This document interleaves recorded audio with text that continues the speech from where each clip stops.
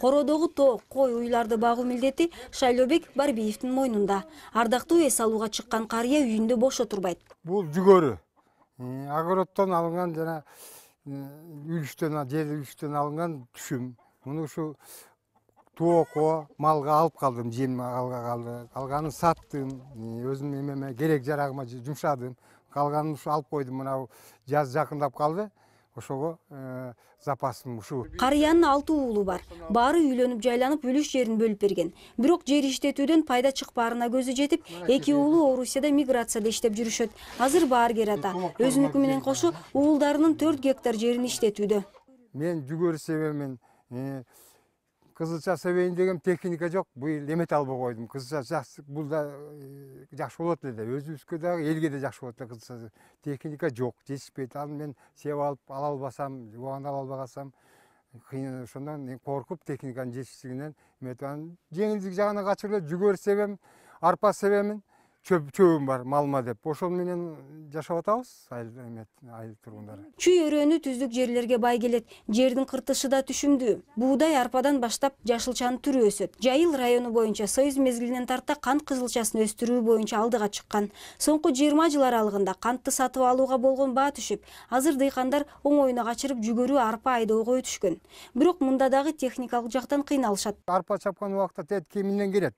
Тракторлер, комбайндар кеминден келип, ошолорго чаптырабыз. Акчасын алар аябай ставкасын көтөрүп атат. Азыркы убакта мурункудай колхоз, совхоздор жок. Жердин баары менчикке өткөндөн кийин айыл чарба техникасындагы дыйкандар өздөрү сатып алууга аргасыз. Айылга көбүнчө жерди айдап себе турган тракторлор зарыл. Биздин базарда кандай тракторлор бар, алардын баасы канча экенин изилдедик. Эгемендүүлүк алган жылдары дыйкандар арзанына качырып Кытай тракторлорун сатып алууга өтүшкөн. Ал 15 000 долларга чейин турат. Бул биздин акчага которгондо 800 000 сомду чапчыганы менен сапаты начар болуп чыкты. Бир жылга жетпей техникасы бузулуп, дыйкандар күйүп кетишти. Эң сапаттуу айыл чарба техникаларды жасоо боюнча дүйнөдө Германия алдыда турат. Анын жаңылары гана эмес, эски техникалары дагы бааланат. Кыргызстанга Германиянын техникаларын ташыган Адис Манас Саматовдун айтымында, германиялык тракторлордун жаңысы 30 000ден 100 000 еврога чейин турат. Ал эми эскилери 15 000ден 50 000 еврога чейин. Бул биздин акча менен 3 миллион сомдон ашып кетет. Буга кыргызстандык көпчүлүк дыйкандардын чамасы жетпегендиктен орто сапаттагы тракторлорго басым жасашууда. Ал Совет маалынан бери чыгарылып келаткан Беларусь тракторлору. Иш жөндөмдүүлүгү жагынан батыштыкына жетпесе да Кытайдыкына караганда чыдамдуу келет. Баасы 20 000 доллар, башкача айтканда 1 миллион сомго барабар.